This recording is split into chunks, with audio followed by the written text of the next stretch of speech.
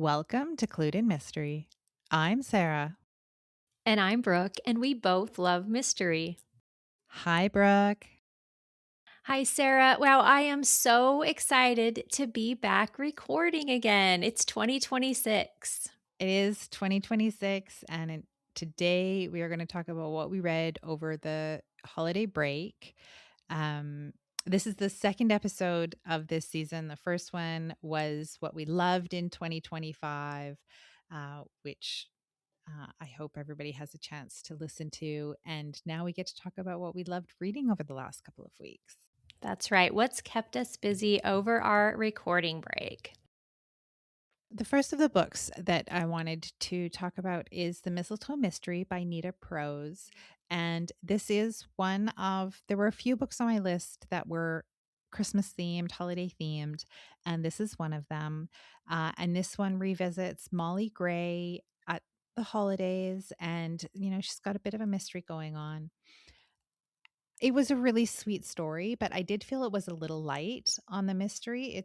It's a mystery without murder, which is nice at the holidays. So yeah, it was a little bit light on the mystery, which I would actually say is a trend for this series. So the first couple of books were more of an investigation, and I think there's only officially 3 books in this series, and the third one I found was not. Um, as much of a mystery as the other 2, and I would say that that's the same for this one. Well, the first one on my list was Screamish by Eryn Scott, and it was a 2025 release in her new Black Cat Investigations series. And I will say that your comments were kind of similar to what I'll say here. I think it was a great start to the series, and this is very different from any of her other work. And this main character is considered a black cat personality. So think like Wednesday Addams or maybe Mabel Mora. And the book was cozy without being super cute, which I think a lot of readers would like. But same as you said, Sarah, the mystery wasn't very complicated and the investigation was rather simple. And I'm thinking since it's a series starter and this is the first case that Queenie went on, there's a good chance that the stakes and the twists will ramp up. And I think that, the series holds a lot of possibility. Oh, that's good, Brooke. That I remember when you were talking about it, it sounded like a book that I wanted to read, and I still do, so that's good. Hmm. um, the next one that I read and enjoyed over the holidays is The Antique Hunter's Death on the Red Sea by C.L. Miller. And this was the second book in the series, where a woman who is estranged from a family friend learns of his death and learns that she's meant to be taking over his business. He's an antiques dealer, but on the side was doing these investigations, and that's what she gets involved in. So I really enjoyed this. I think I actually enjoyed it more than the first book in the series. And there is a multi-book mystery arc as well as the mystery in this book, and the that multi-book mystery arc hasn't really been resolved, but I don't know if you could read each of these as standalone. There is, some um explanation at the beginning to remind readers if it's been a while since they read the first book, or if they haven't read the first book, to kind of catch them up. Um, but I feel like this is probably a series that people want to read in order and from the beginning. Oh, that's great to hear, Sarah, because I have read book one, but I'm really glad to hear that you enjoyed book two, maybe even more. And I love the multi book arcs. So I'll continue that series for sure. The next one I'll mention is my Agatha Christie pick for break, and this was Hickory Dickory Dock. And this was just so good. This was just delightful Poirot, at its best. And there's this layered investigation. Of course, large cast of characters, and it's makes it really complicated as expected. So I really enjoyed it. It always leaves me wondering after I read these, like, how in the world did she do this? Because they're so good and so complicated. So Once again, I had that feeling. I will mention that I read this as an ebook, and many, many times the other Christies we've done, either as, for our show or for a read along or whatever we're doing, many times I listen as an audiobook. And I really liked, and I think it's because of that golden age language and pacing, and all those things are just different than our contemporary reads. And I found it really helpful to be reading with my eyes and not my ears. So I'm going to remember that and get ebooks or paperbacks more often when we do Golden Age, because I think I just get drawn into the story and follow the plot lines a little more easily.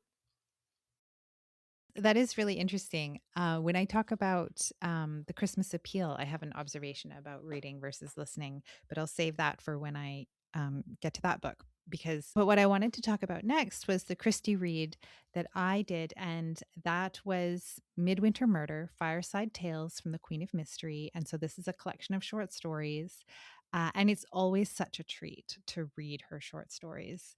This collection includes stories featuring Tommy and Tuppence, Harley Quinn, Miss Marple, Parker Pine, and it does include one of my favorite short stories of hers, The Adventure of the Christmas Pudding, or in this book, it's The Christmas Adventure. But like I said, so much fun to read Christie at Christmas. Yes, that sounds perfect for you, Sarah. You love short stories, you really like Parker Pine, and you really have discovered that you like Tommy and Tuppence. So, what a great little package for you this Christmas. So, next, I'll talk about The Perfect Murder by Amanda McKinney. This was also a 2025 release. And you might recall that this one was about a best selling mystery author who's just hit a bestseller, but then things start to go haywire in her life. And a murder that happens in her town is eerily similar to something that she's writing. On the outside, this one seemed like it would be a really perfect read for me, but in fact, it really just didn't work. Um, I think the first part that I found difficult to get through was that there are 3 points of view, and Mm. each of them are told from the first person past tense. And so I had a really difficult time keeping straight whose story I was in.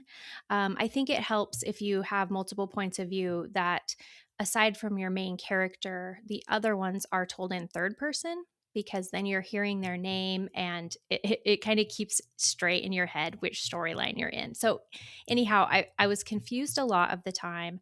But then once I worked that out, I just still couldn't suspend disbelief enough to buy into the big reveal that happens. And so, even though there are a lot of great reviews for this one online, I think this goes to show that not all mysteries are for all mystery lovers.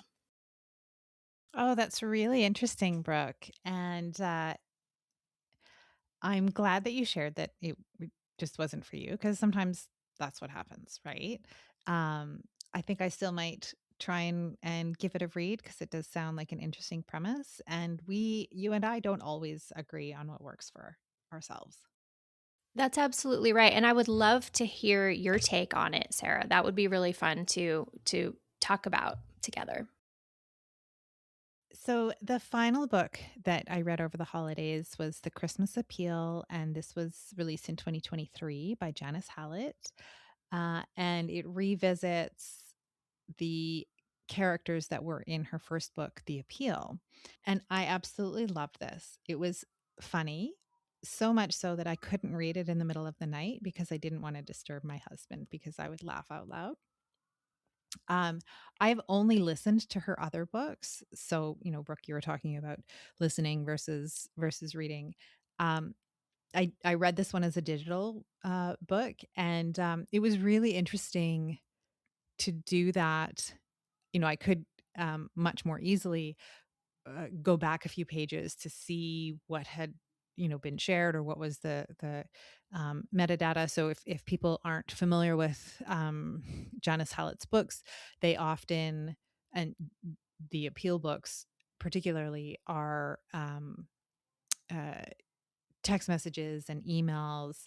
And so it includes all of that header information, the to, from, subject line, the date that it was sent. So I think you're meant to be like the investigators in the case, trying to piece all of this together.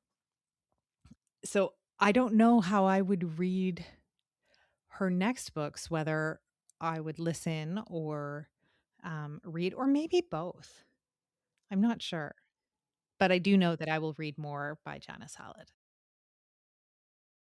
I had the same experience with the Hallett that I've read, that I feel like in ways it's easier to read a physical copy because, as you said, you can refer back and all these and see all the details. But they're so funny, and the narration is wonderful in the audiobooks too. So I think you're onto something, just a little bit of both. Well, my last mention was my favorite read of the break, and this was The Shakespeare Fraud by Ted Story. And this is a 2016 book. And I will mention that there are many books that take on this subject. So this is definitely not the only book that you can read about this historical mystery. And it might not even be the best, but one thing I liked about Ted Story's version is he is somebody who has worked in the theater. And so he comes at this from the idea of somebody who has performed a lot of Shakespeare plays and basically just been absorbed in the world of theater. And I really enjoyed that part. But I was fascinated to learn of this potential Tudor era propaganda conspiracy. And because it would have come right on the heels of the Richard III conspiracy, also by Tudors, that was posed in The Daughter of Time that we read by Josephine Tay. And so the facts and the history laid out by the author make it really hard to deny that we've probably been sold a bill of goods when it comes to the identity of William Shakespeare. And I highly recommend it. Oh, that's good, Brooke, because that, of all of the books that you mentioned, I think was the one that I was most interested to hear what your take was. Yeah, it would be fun to discuss this topic together, Sarah. And as I said, there are several books and probably even some more well known books that take on this subject. So whether you read this one or another one, we might have to have a little chat about who Bill Shakespeare really was. Oh, that sounds like a fantastic idea.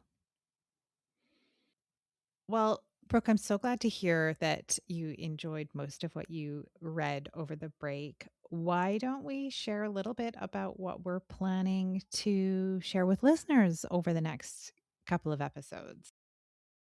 Yes, let's talk about some of the upcoming plans. So, I think everyone will be thrilled to know that there is another episode of Clued In Conundrums coming.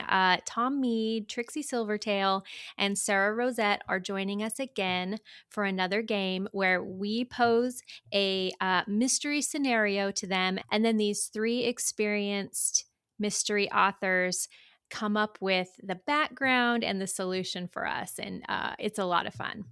Yeah, I mean, it was so fun to do that the first time, and I am so pleased that we've got another episode with them, and uh, I'm sure we will do in future other episodes with maybe some other guests. So we've also got another watch along that we're going to be doing. We will talk about the first episode of Seven Dials, which is based on an Agatha Christie story, and that's coming out in later in January.